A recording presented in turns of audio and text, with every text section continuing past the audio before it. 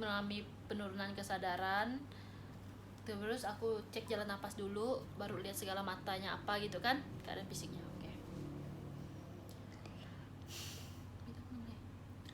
Udah mulai. Baik, selamat pagi Bu. Perkenalkan, saya Dr. Jessica, dokter yang bertugas pada hari ini. Benar dengan Ibu Ani dan Bayi Dino. Sebelumnya, kalau boleh saya tahu, umur Ibu berapa Bu? Umur saya 50 tahun.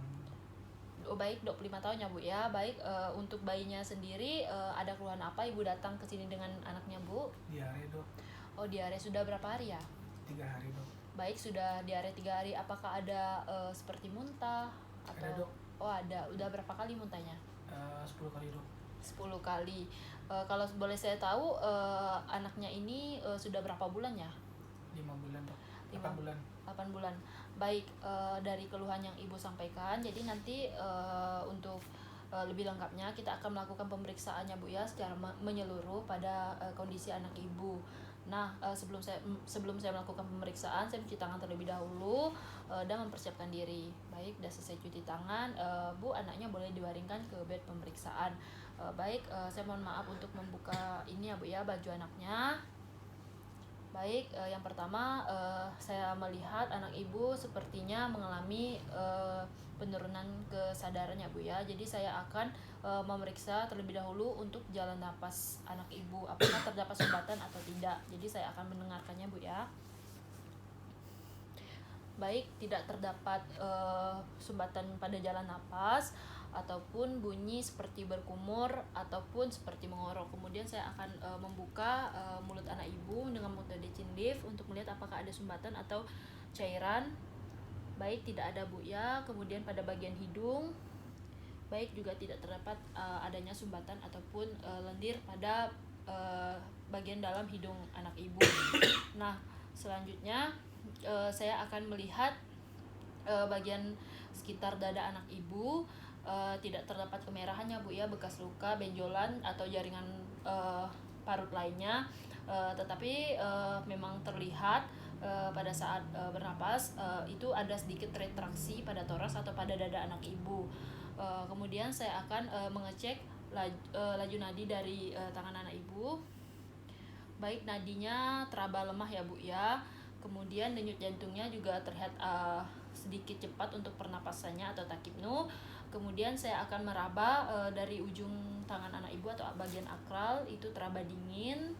Kemudian untuk turgor kulitnya juga melambat. Kemudian saya akan memetikkan pada ujung kaki anak Ibu untuk melihat CRT-nya melambat ya Bu ya, lebih dari 3 detik. Nah, dari hasil yang sudah kita lakukan, pemeriksaan awal pada yang telah kita lakukan pada anak Ibu, didapatkan hasil bahwa anak Ibu mengalami dehidrasi berat.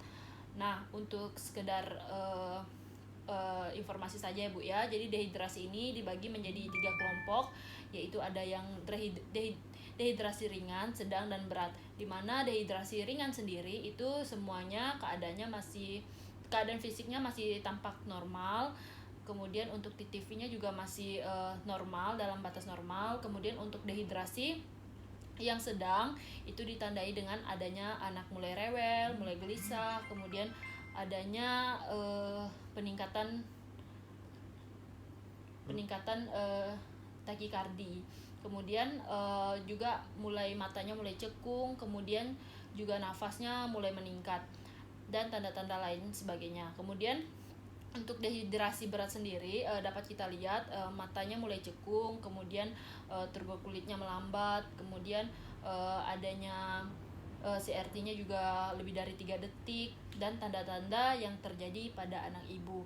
Nah, untuk penanganan kasus ini, jadi kita akan memberikan terapi resusitasi cairan, di mana resusitasi cairan ini menggunakan cara infus intravena, yaitu dengan cairan ringgelaktat. Nah, untuk cairan ringgelaktat sendiri ini dibagi dalam 2 metode pembagian dosis. Untuk pembagian dosis yang pertama yaitu dibagi dalam 2 dosis besar, itu 30 ml per kilogram berat badan dan 70 ml per kilogram berat badan. Nah, di mana untuk yang pembagian dosis kedua itu menggunakan metode Holiday Seeger itu menurut kelompok berdasarkan berat badan. Jadi dibagi menjadi 3 kelompok. Yang pertama yang kurang dari 10 kg itu perhitungan pemberian dosis cairannya itu 100 dikali berat badan aktual. Kemudian untuk kelompok berat badan 10 hingga 20 kg itu berarti 1000 ditambah berat badan dikurang 10 dikali 50. Nah, untuk kelompok yang lebih dari 20 kg itu dengan rumus 1500 ditambah berat badan dikurang 20 dikali 20. Nah, pada penanganan kali ini saya menggunakan metode pemberian ringelaktat itu yang pembagian 2 dosis utama. Yang pertama kita berikan terapi 30 mg per kilogram berat badan untuk dosis terapi awalnya. Kemudian kita pantau apabila sudah membaik anaknya, kita berikan dosis yang kedua yaitu 70 mg per kilogram berat badan. Nah, untuk berapa banyaknya terapi cairan yang diberikan ini kita harus mengukur berat badan dan panjang badannya agar kita tahu berapa yang akan kita berikan pada awal tadi 30 mg per kilogram berat badan untuk 1 jam pertama, kemudian dilanjutkan terapi apabila sudah mengalami perbaikan untuk terapi keduanya untuk 70 mg per kilogram berat badan dan dipantau selama 5 jam. Nah, setelah pemberian terapi selesai dilakukan, keadaan bayi pun sudah stabil, kita lanjutkan dengan pemeriksaan fisik pada bayinya. Mulai dari yang pertama saya akan kembali melihat inspeksi pada bagian dada dan abdomennya. Itu tidak simetris ya antara dada kanan dan kiri, tidak terdapat deformitas, kemudian tidak ada bekas luka ataupun benjolan ataupun jaringan parut lainnya, warna sekitarnya normal, kemudian tidak terdapat kemerahan juga. Tetapi memang pada dada si bayi itu terdapat retraksi. Kemudian saya auskultasikan terlebih dahulu untuk mendengar bunyi dari bagian dalam dadanya dan bagian abdomennya menggunakan stetoskop. Baik, untuk bunyi dari dada toraksnya sendiri ini sonor. Kemudian untuk bunyi dari abdomennya sendiri, auskultasi abdomennya itu bising khusus timpani perkusi. Timpani. Kenapa? Perkusi timpani. Kalau vesikular ya? Vaskular suara ini Kalau auskultasi Bising abdomen. bising Oh, usus. bising ususnya vesikular. Enggak, Bising khususnya Bising normal. usus. Bising ususnya normal, masih dalam bunyi yang normal, tidak ada bunyi tambahan lainnya. Nah, selanjutnya saya akan mencoba untuk menekan dengan lembut atau memberikan rangsangan nyeri pada bagian dada atau toraks anak ibu dan bagian abdomen atau perut anak ibu. Nah, saya akan memberikan rangsangan nyerinya atau menekannya dengan lembut. Baik, tidak ada respon sakit dari anak ibu atau merasa tidak nyaman. Baik, untuk abdomennya sendiri. Baik, tidak terdapat juga respon nyeri dari anak ibu. Selanjutnya saya akan perkusi secara lembut untuk bagian toraks dan dadanya.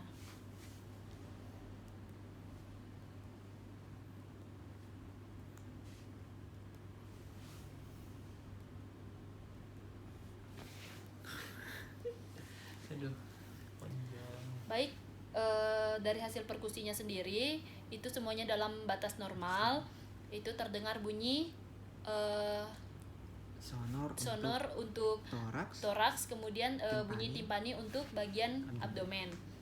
Nah, setelah kita melakukan pemeriksaan fisik pada anak ibu, kita akan juga melakukan pemeriksaan tambahan lainnya seperti pemeriksaan serum verifer lengkap, kemudian analisis gas darah dan gula darah puasa, kemudian dilanjutkan pemeriksaan urin dan feses rutin. Nah, sembari menunggu hasil pemeriksaan lab ini, kita lanjutkan dengan pengukuran status gizi dari anak ibu. Nah, Untuk pengukuran status gizi ini dikategorikan berdasarkan berat badan per umur, panjang badan per umur, berat badan dan per panjang badan. Nah, tadi pada awal sebelum diberikan terapi cairan kita telah mengukur berat badan dan panjang badan anak ibu, di mana untuk berat badan anak ibu sebelum diberikan terapi cairan itu 5,5 kg. Kemudian untuk panjang badannya 68 kg ya, 68 cm ya Bu ya, untuk bayi Dino 8 bulan ini. Nah, kemudian saya plotting menggunakan kurva WHO dan didapatkanlah hasil berat badan per umur itu -3, berat panjang badan per umur itu di atas -2, dan berat badan per panjang badan itu -3. Nah, dari hasil ini dapat disimpulkan bahwa anak ibu mengalami kategori gizi buruk. Nah, untuk diagnosis lebih pastinya lagi nanti kita akan menunggu ya Bu ya dari pemeriksaan tambahan yang tadi sudah saya sebutkan. Nah, yang kita curigai sekarang yang terjadi pada anak ibu itu anak ibu mengalami diare akut dan dehidrasi berat.